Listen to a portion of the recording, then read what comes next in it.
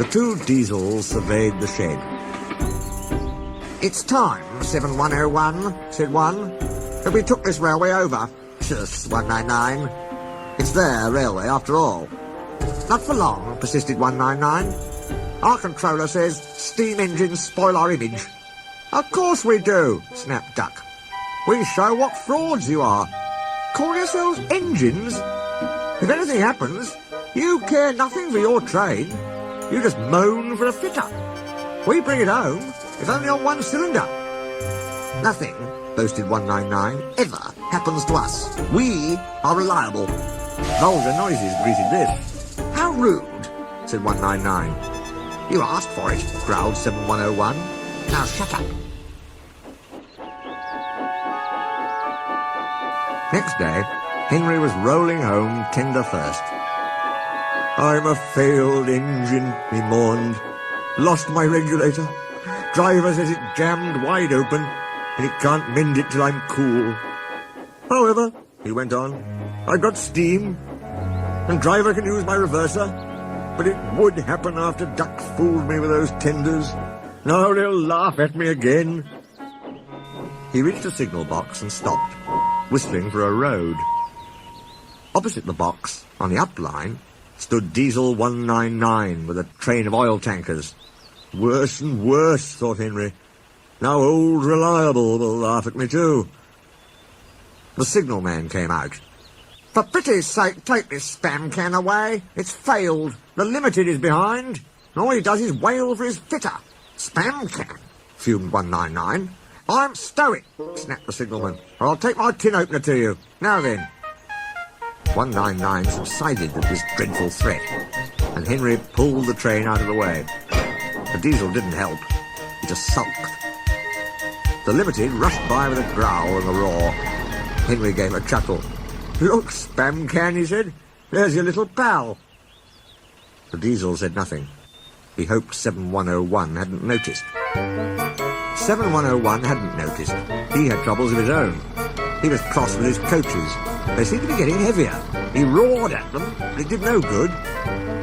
Engines have a pump called an ejector, which draws air out of the train's brake pipes to keep the brakes off. If it fails, air leaks in and the brakes come on, gently at first, then harder and harder. 7101's ejector had failed. The brakes were already leaking on while he passed Henry. He struggled on for half a mile before being brought to a stand, growling furiously, unable to move a wheel. "Well, well, well. Did you hear what Signalman said?" "I thought they'd be laughing at me," chuckled Henry. "Now the joke's on them." "Moving two dead Diesels and their trains," said his driver thoughtfully. "That's no joke for a failed engine. Do you think you can do it?" "I'll have a good try," said Henry with spirit. "Anyway, 7101's better than old Spam Can. He did try and shut him up last night." "Come on then," said his driver. "We mustn't keep the passengers waiting." "Get moving, you!" Henry puffed the sulky Diesel into motion and started to the rescue.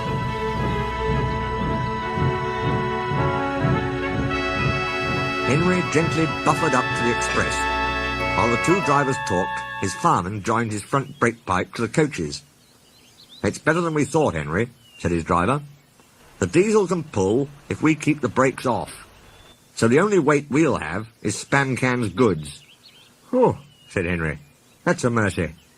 He was, by now, feeling rather puffed. "Poop, poop, poop, poop. Are you ready?" tooted 7101. "Peep, peep, peep, peep. Yes, I am," whistled Henry. So with 7101 growling in front, and Henry gamely puffing in the middle, the long cavalcade set out for the next big station.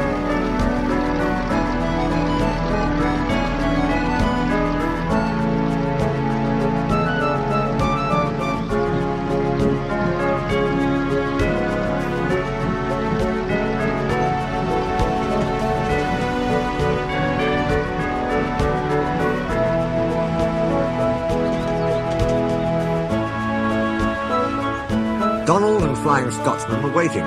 They cheered as Henry puffed past. He braked the coaches thankfully. Spam Can and the tankers trailed far behind.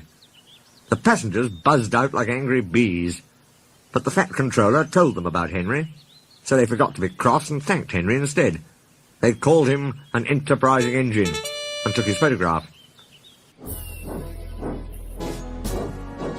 They were thrilled, too, when Flying Scotsman backed down on their train. If the guard hadn't tactfully shooed them to their coaches, the train would have started later than ever.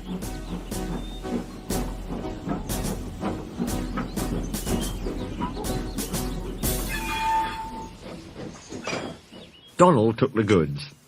"Return 199 to the other railway," ordered the Fat Controller. "I will write my views later."